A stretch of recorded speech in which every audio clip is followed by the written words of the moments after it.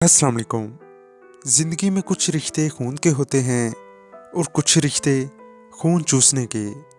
कुछ लोग अपनी ज़ात के लिए खुद को मिटा देते हैं और कुछ लोग ज़रा सी बात पर तमाशा बना लेते हैं। ज़िंदगी में दो तरह के लोगों के सामने कभी भी अपने अल्फाज ज़ाया मत करें।